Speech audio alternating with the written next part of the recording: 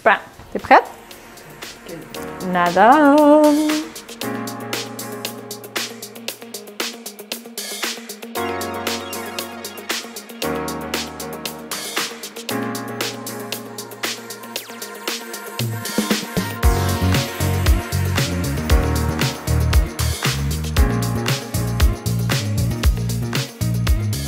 Bonjour!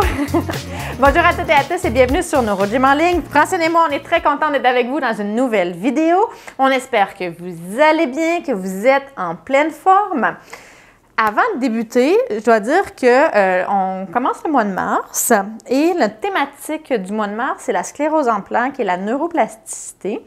Donc, on va faire des exercices qui adressent des problématiques que les gens qui ont la sclérose en plaques vivent, mais aussi que d'autres personnes avec des conditions neurologiques vivent, là, ou même en déconditionnement. Il y a plein d'exercices qui sont pour beaucoup de gens, en fait, mais on va aller plus précisément travailler des choses que les gens avec la sclérose en plaques vivent plus souvent.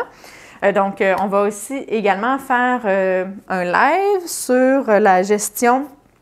On va faire également des capsules d'information.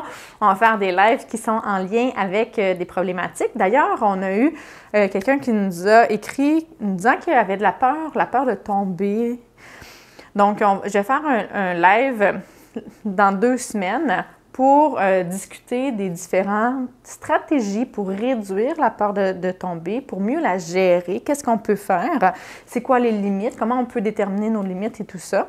Donc, restez à l'affût de tout ça. Puis, si vous voulez m'envoyer des questions ou des sujets là, que vous voudriez qu'on aborde pour ce mois de la sclérose en plaques et de la neuroplasticité, vous pouvez nous écrire soit en commentaire ou à notre adresse courriel. Ça va nous faire vraiment plaisir de faire des vidéos pour répondre à vos besoins.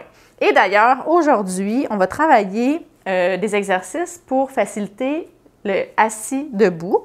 C'est d'ailleurs une demande de quelqu'un qui nous écoute, qui nous suit. Donc, merci beaucoup pour cette demande. C'est très pertinent pour beaucoup de gens. Puis, c'est du renforcement général.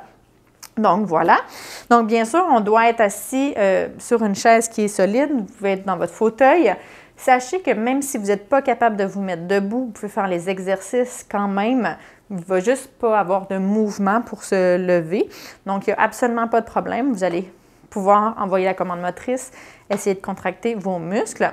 La seule chose, c'est qu'il faut vraiment faire en sorte d'être en sécurité. Donc, si vous êtes à risque de chute, même assis, à ce moment-là, mettez-vous près de quelque chose, près d'une table, ou ayez quelqu'un avec vous. Donc, voilà.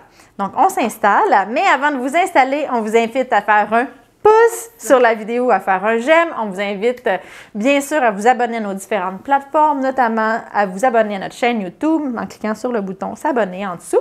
Ça nous aide beaucoup et ça aide les personnes à nous trouver. Donc, merci beaucoup de vous abonner et on vous invite également à partager en grand nombre de personnes que ça pourrait intéresser et aider. Sur ce, on s'installe et on revient dans quelques instants. À tout de suite! Excellent, j'espère que vous êtes bien installés. 2 petites choses avant qu'on débute.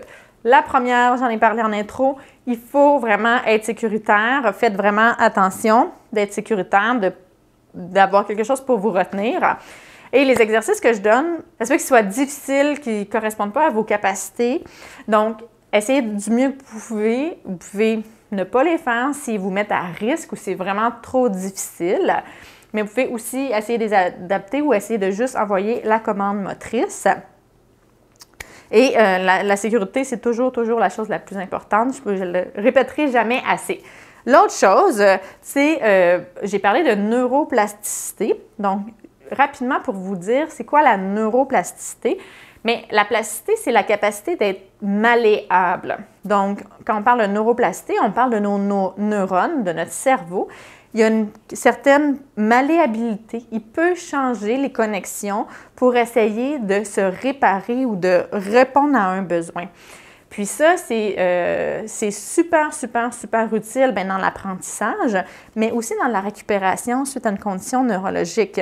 Parce qu'en pratiquant des tâches, au début, la tâche, il y a des erreurs, elle n'est pas faite comme il faut. Puis là, le cerveau dit « Oh, comment je peux changer mes stratégies motrices que mes connexions dans mon cerveau pour réussir à faire la tâche. Fait que là, il va essayer quelque chose, il va faire une hypothèse, on répète la tâche, si c'est pas encore mieux, puis là, il va faire des connexions, puis il va essayer de se tendre vers une amélioration. Pour ça, il faut beaucoup de répétitions, puis il faut de la spécificité. Donc, il faut que ça soit des tâches.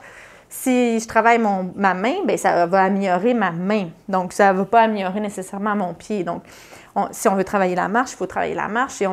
C'est sûr qu'il y a des transferts de connaissances, là. Il y a des connaissances transversales qui vont, si on prend de la force dans nos bras ou on a un meilleur contrôle moteur, une meilleure proprioception, parce qu'on a travaillé une tâche, c'est sûr que quand on va travailler une autre tâche, bien, on n'aura pas tout perdu, les acquis, là, mais ça ne sera pas nécessairement spécifique. Donc, voilà. Est-ce que tu me regardes avec... Non, mais je c'est bon? Non. Si jamais vous avez des questions, là, vous pouvez les poser. Puis c'est d'envoyer la commande motrice. C'est ça. Les répétitions, c'est ça. C'est vraiment les répétitions. Ça prend vraiment, vraiment beaucoup de répétitions. Dans la littérature, ils n'ont pas nommé... Ça prend des centaines et des centaines de répétitions. Là, il n'y a pas de chiffre exact. Ça dépend beaucoup aussi de la lésion cérébrale, de la vitesse aussi. Tu sais, plus on avance en âge, moins notre cerveau est malléable. Là. Ça, c'est les enfants, pensez à un enfant que la capacité d'apprentissage est genre vraiment, vraiment rapide. Donc, plus on va vers plus un âge avancé, moins c'est rapide.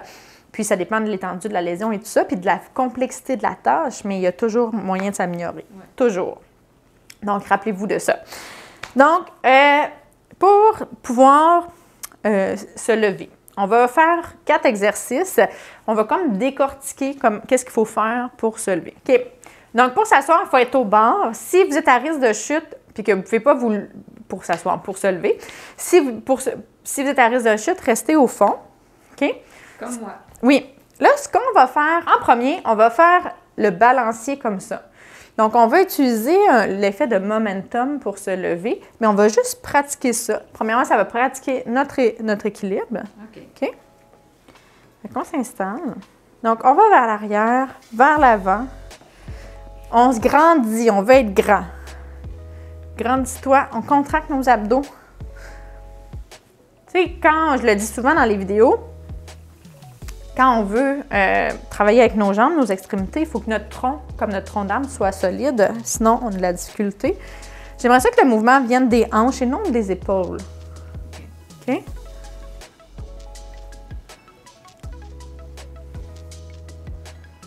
Excellent. Super. Là, quand on se lève, il faut vraiment se pencher. Il faut emmener notre nez au-dessus, même plus loin que nos orteils. Donc, si vous n'alliez pas très loin par peur, vous pouvez mettre vos mains sur vos cuisses. On essaie d'aller un petit peu plus loin. On essaie de dépasser. OK. Ça, en anglais, on dit nose over toes. OK? Donc, on veut vraiment aller là, soit vis-à-vis les orteils, mais plus loin, parce qu'on va vouloir se lever comme ça. OK? On y va. Haute série. Derrière, devant. On va loin, mais on garde la tête droite, on reste droit. Parce qu'on va vers ça, on n'ira pas vers le bas. J'aimerais ça, Francine, que tu regardes vers le haut, tout le temps. Ah. OK? Excellent. Non, mais on est toujours habitué de regarder où on marche. Donc, c'est... Mais ça, c'est pas bon nécessairement pour la posture. Non, exact. C'est une mauvaise habitude, puis c'est pas nécessairement bon pour la posture. Oui, là. mais tu sais, quand on l'a jamais appris, tu sais, là, je le sais, là, ça fait longtemps que je le sais, mais tu sais, ça revient quand même. Des mauvaises habitudes. On en a tous des mauvaises habitudes, puis une mauvaise posture, c'est vraiment la mauvaise habitude qui revient le plus souvent. C'est là. ça qu'on a mal aussi, parce qu'on n'a pas une bonne posture. Puis tu sais, on n'est pas dans un moment de l'humanité, si je peux dire, qui est favorable à ça. Tu sais, on est confiné, on travaille de la maison, on bouge de moins en moins. Donc, des problématiques de posture, moi, j'en vois beaucoup en clinique, là, avec des douleurs, puis même des gens qui n'en avaient pas ou qui n'avaient pas un travail, par exemple, ou des habitudes de vie propices à ça. Maintenant, ils en ont beaucoup plus. Fait que c'est important d'essayer d'y penser le plus souvent possible. Dernière série. On va vers la...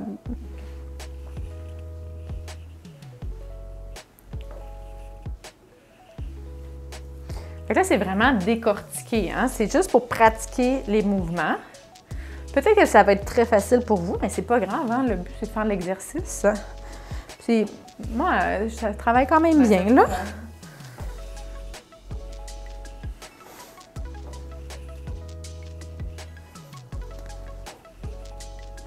C'est pas mes os, c'est ma chaise hein, qui fait le clic. Excellent, super. Ça serait un peu intense. Donc, ce qu'on va faire, c'est qu'on va faire, là, moi, je pourrais pas faire, on va faire des push-ups juste avec les bras. OK? OK. Donc, vous pouvez mettre sur les appuis-bras, puis là, comme ça. Ouais. OK? Comme ça, debout? Oui. Ou par en avant? Bien, idéalement, c'est par en avant, on va vouloir aller comme ça. OK. Comme ça. Oui. Comme ça. Exact. OK? C'est bon? OK. Fait que là, maintenant, on y va. On va vers l'avant, on veut soulever nos fesses, mais on ne se lève pas. OK? C'est parti, comme ça. Et on revient en contrôle. Là, vous n'êtes pas obligé de retourner les épaules complètement derrière, comme je vois Francine, là. Faites pas ça. Bien, je le dis parce qu'il y en a beaucoup avec qui je travaille, de mes patients, qui se laissent tomber. Puis on veut toujours être en contrôle. On veut que notre tronc, on vienne le travailler, notre tronc. Hein? On veut que notre tronc, on soit en contrôle. On ne se laisse pas tomber. Excellent, on prend une petite pause. Et ça, les gens, ils vont se laisser tomber vers l'arrière. Ils vont rétropulser. Ça arrive vraiment souvent. C'est dangereux, en fait. Là. Puis c'est pas du tout ce qu'on veut. Donc, essayez de rester droit. Vous n'avez pas besoin d'aller remettre vos épaules, à moins que vous ayez des troubles d'équilibre importants. Là. On peut rester droit sans dossier. OK? Ah, parfait. Deuxième série. Et c'est parti. Vers l'avant et on contrôle. Essayez d'utiliser le plus possible vos jambes, puis d'avoir du poids égal sur vos deux jambes. Surtout si vous avez une asymétrie, concentrez-vous vraiment à mettre du poids égal.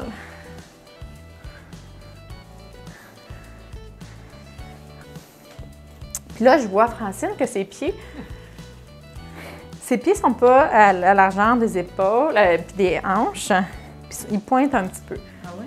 OK. OK, excellent. C'est pas grave, c'est pas la fin du monde, mais... Qu'est-ce que tu veux dire? Là, je sais pas, les pieds sont comme ça. OK? Oui, OK. On essaie de mettre nos pieds parallèles ou avec une petite ouverture de peut-être 15 degrés, mais pas trop comme ça. On veut que nos genoux soient alignés avec nos hanches puis nos épaules, puis on veut pas qu'ils rentrent puis qu'ils sortent. OK? C'est pas grave si vous n'êtes pas corrigé les 2 premières fois. Des fois, je fais pas corriger les gens non plus. Si la tâche est déjà difficile, ça sert à rien d'essayer de corriger quelque chose de plus fin. Ça fonctionnera pas. Mais là, si vous êtes rendu compte que vous n'aviez pas une bonne posture, replacez-vous, puis on repart. OK? OK. Place tes pieds comme il faut. Mais cette jambe-là, c'est parce qu'elle est toujours portée, elle est comme ça.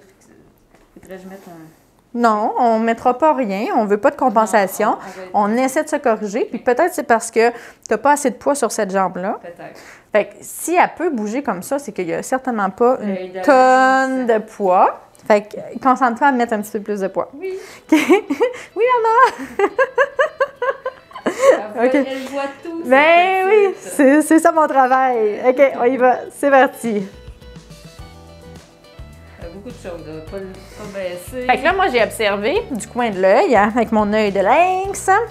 En fait, son pied tourne quand elle se rassoit parce que, effectivement, quand elle se rassoit, il n'y a plus de poids.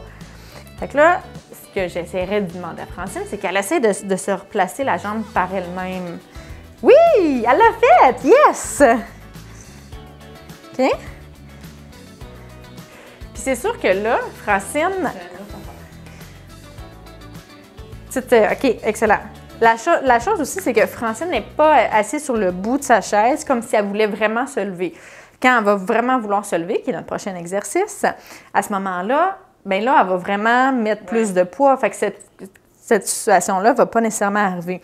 On ne veut jamais se lever sur une cheville qui est croche ou qui n'est pas bien positionnée parce que vous allez vous virer la cheville. C'est vraiment important. Si vous voyez que là, c'est vraiment pas dans le bon angle puis que vous allez mettre du poids, rassoyez-vous ou levez-vous pas, replacez votre cheville. Puis ça arrive souvent là, quand on a beaucoup de spasticité, par exemple. OK. Fait que là, l'exercice qu'on va faire, on va se lever puis on va faire des squats pour travailler la descente en contrôle. Mais les gens qui ne peuvent pas se lever, vous allez pousser vos talons dans le sol pour contracter les fesses et les quadriceps. OK? Vous envoyez la commande motrice. Donc, on se met debout. Là. Et là, ce qu'on fait, c'est qu'on va aller porter nos fesses vers l'arrière. On se penche, on garde notre tronc droit, on va porter nos fesses vers l'arrière et on se relève comme ça. OK? C'est parti. On essaie que nos genoux ne se collent pas ou que ne s'éloignent pas.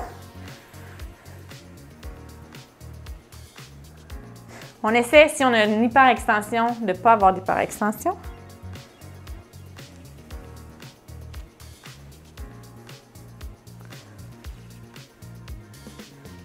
Excellent. On lâche pas, on contrôle, c'est très bien. On met pas trop de poids. Francine, elle me regarde avec des yeux coquins. On se met pas trop de poids sur nos bras si c'est possible. Parfait. Super. On peut rester debout, on peut s'asseoir. On prend une petite pause. Comment ça a été, ça? Ça va bien. Ça va bien? Je focusais pour mettre du poids égal sur mes deux Oui, jambes. oui, on met du poids égal, c'est important. OK. T'es prête? Je suis prête. Et c'est parti. Fait qu'on y va vraiment bien en contrôle. Ça ne sert à rien d'aller rapidement puis de faire ça croche. On veut y aller toujours en contrôle pour notre sécurité puis pour bien travailler la tâche motrice.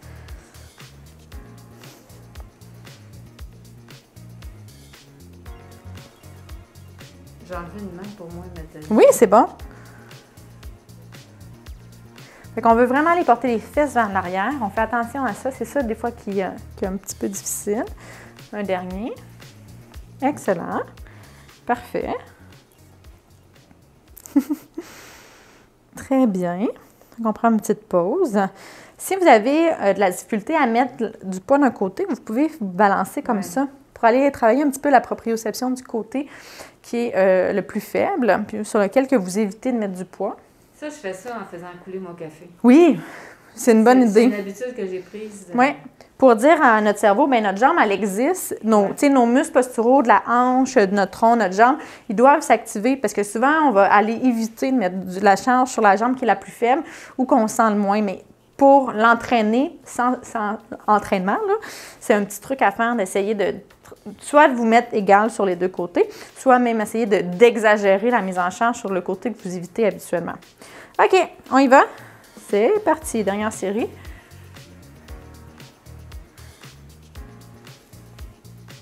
Essaie donc de changer. Hey, t'as lu dans mes pensées! Elle a changé de main. Donc, on essaye de ne pas toujours avoir la même main. C'est difficile, celle-là.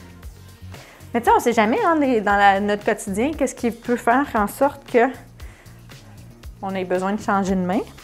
C'est difficile, Donc, mais c'est efficace. C'est bon. Moi, que ça soit difficile, ça ne me dérange pas, vous savez, hein, ceux qui me suivent depuis un certain temps. OK, super. On va s'asseoir. Puis là, on va faire un assis debout complet, puis debout à assis. C'est ça qu'on va faire pour le dernier exercice. Rapidement, là, pour ceux qui veulent savoir la technique, c'est le bon moment. Sinon, allez tout de suite un petit peu plus loin. Quand on est assis au fond, OK? Pour être plus efficace, c'est très difficile de se lever comme ça, c'est beaucoup plus difficile. On veut emmener nos fesses sur le bord de la chaise. Donc, vous pouvez vous pousser comme ça avec vos épaules, mais on emmène nos fesses sur le bord de la chaise, on se redresse. On veut avoir nos pieds derrière nos genoux. Et là, pourquoi je dis faire le balancement? Pour ceux qui ont de la difficulté, on fait faire 1, 2 et 3. On utilise le momentum, on va vers le haut, on se déplie comme ça. Là, vous ne voyez plus le visage. C'est sûr que ça, c'est une compensation. On n'est pas hyper en contrôle quand on fait ça. C'est pour les personnes qui ont plus de difficultés. Sinon, on essaie de ne pas utiliser ça, puis d'y aller doucement. On va garder une main sur notre appui-bras ou sur la chaise. On peut mettre une main sur quelque chose devant, mais il ne faut pas mettre de poids dessus. C'est plus pour nous guider, puis avoir une main. On ne se tire pas. Un déambulateur, une marchette, une canne, c'est pas stable. On ne tire pas sur ça. Elle peut nous aider pour l'équilibre. Elle peut être déjà là. Si on a des béquilles, souvent on va en mettre une, la canne, puis on va utiliser notre bras comme ça, mais on ne peut pas l'utiliser comme comme support, c'est pas assez stable. Donc, on doit être capable de se pousser au moins à une main, puis on se penche, on emmène notre nez dépasser nos genoux et on va dans une direction avant et en haut, comme ça. Donc, on déplie les fessiers, les hanches et on déplie les genoux et on se pousse. OK? Pour aller se rasseoir, c'est la même chose. On emmène notre fessier vers l'arrière. Donc, on plie les hanches, on plie les genoux un petit peu. On veut toujours avoir une main qui va chercher la chaise pour être sûr que la chaise elle soit là. Donc, on amène un bras comme ça et on descend en contrôle. Notre bras peut nous aider, on peut utiliser les deux aussi, peut nous aider à nous ralentir si nos jambes sont faibles. Surtout les derniers degrés, comme ça, là, souvent les gens ils vont tomber. Si on a nos bras, on peut s'amortir. OK? Fait qu'est-ce qu'on va faire? C'est qu'on va faire des assis debout comme ça, en contrôle. Là, essayez pas de nous suivre si jamais c'est très difficile. Si vous réussissez à en faire juste un, vous en faites juste un, ça va être génial. Et ça, c'est l'exercice le plus à risque. Donc, si vous n'avez pas un contexte qui est sécuritaire, ne faites-le pas. Faites pas l'exercice et vous le ferez à un autre moment. OK. Et on y va, c'est parti. Donc, on met les bras. Là, vous voyez, Francine, elle met les deux, capable de se pousser. Parfait. On va se rasseoir. On emmène les fesses vers l'arrière, une main sur l'appui-main, l'appui-bras. Parfait. On se penche, le tronc, on se lève, on déplie. La main qui est derrière, si elle vous retient, on met la main derrière, quand vous vous levez, ramenez-la rapidement vers l'avant pour ne pas rester comme ça. OK? Là, on va doucement, puis on est bien en contrôle, mais des fois, il faut aller un petit peu plus rapidement pour vraiment être dans le momentum. Donc, pour ceux qui ont de la difficulté, c'est un dernier, pour ceux qui ont de la difficulté à se déployer, souvent, cette portion-là est difficile. Fait qu'on veut aller rapidement, mais on emmène nos bras rapidement quand même. Honnêtement, là, si vous avez de la difficulté comme ça, vous n'êtes pas obligé de le faire au complet, puis vous pouvez vous rasseoir. Ça vaut la peine de le faire avec un professionnel de la santé, un professionnel de la réadaptation, parce que c'est à risque de chute, puis surtout, on va pouvoir vraiment vous donner des cues, là, on peut vous aider là, à trouver le bon angle, trouver la bonne propulsion pour être sûr que ça se passe bien, t'sais. Donc, c'est ça, ça vaut la peine. Donc, on y va. On se penche, on se on y va en contrôle une main. On emmène nos fesses. Puis ça peut paraître, bien, j'allais dire banal, mais c'est pas du tout. Pour certaines personnes, ça va être très difficile. Mais même si c'est facile pour vous de travailler la répétition du mouvement, essayez de voir qu'est-ce qui est difficile, qu'est-ce qui est à corriger, puis essayez de le corriger pour vraiment avoir un mouvement qui est fluide puis qui est bien. OK, un dernier. Surtout que là, on est dans un contexte, on est tranquille, il n'y a pas plein de gens, on ne s'est pas dépêché. Donc, on peut vraiment bien se concentrer. Fait qu'on veut que ça soit la même chose dans tous les contextes. Donc, de ne pas avoir à y penser. Pas avoir à penser à mettre nos pieds, à corriger nos genoux ou mettre nos mains. Moi, j'ai des patients que c'est ça que je travaille. On travaille juste les étapes pour être sûr que dans tout contexte, ça soit tout le temps correct. Donc, de peaufiner ça, là, ça vaut la peine. T'es prête? Oui. Dernière série. OK. On peut peut-être prendre une petite respiration, là, parce que c'est quand même exigeant. Un peu.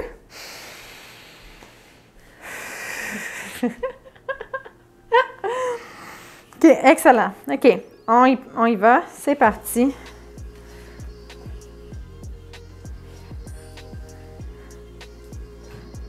Ouh! Oui, ça, c'est très rapide. C'était pour vous montrer que... Ne pas faire. Ouais, c'est ça. Je ne sais pas si on peut bien le voir à la caméra, mais Francine, quand les derniers degrés, c'est difficile. On travaillait ça ensemble. Ça fait longtemps qu'on ne l'a pas travaillé. Mais elle met ses deux mains puis elle s'amortit beaucoup, beaucoup avec ses bras. C'est pas mauvais. La seule chose, c'est que si on a une chaise qui n'est pas solide, c'est pas une compensation qu'on peut utiliser. Non? OK. Ça a l'air pire que si. Je suis comme... Oui, ne faites pas ça aussi. Ne faites pas ça. Un dernier. On s'assoit. Excellent. Chose à ne pas faire, on n'essaie pas de se dépêcher. Vous n'avez pas besoin d'aller à la même vitesse que moi ou de Francine. C'est important parce que vu qu'on se propulse un petit peu dans un sens, on peut aller trop vite puis avoir de la difficulté à s'arrêter. Puis là, bien, à ce moment-là, il peut arriver une chute. Donc, ça ne sert à rien. C'est pour ça que ça vaut la peine de le pratiquer à répétition dans un contexte sécuritaire pour que quand vous allez être pressé parce que quelqu'un vient vous chercher ou que ça sonne à la porte puis que vous voulez vous lever puis que vous le fassiez vite, bien, vous soyez capable. Ça va arriver là, que vous n'y penserez pas, là, mais que vous allez l'avoir tellement pratiqué qu'il n'y aura pas de problème. Ouais. Puis c'est une notion, tu sais, on a une accélération quand on se lève comme ça, mais il faut se décélérer aussi. Tu sais, on n'y pense pas, là, mais c'est des concepts de cinétique, si je ne me trompe pas. Donc, puis notre cerveau, il le fait inconsciemment. Mais moi, j'ai des patients que je travaille ça, là. Des réactions posturales qui sont trop grandes. Tu sais, si on se propulse trop puis qu'on n'est pas capable de se décélérer autant ou qu'on se décélère trop puis qu'on se renvoie vers l'arrière, ça m'arrive, moi, des gens qui se renvoient vers l'arrière. Donc, toute cette notion-là, puis peut-être qu'il y en a certains qui vont se reconnaître, là, mais ça ne veut pas dire que vous avez ça nécessairement ou que tout le monde a ça, mais c'est des choses, tu sais, chaque personne a ses petites difficultés. Donc,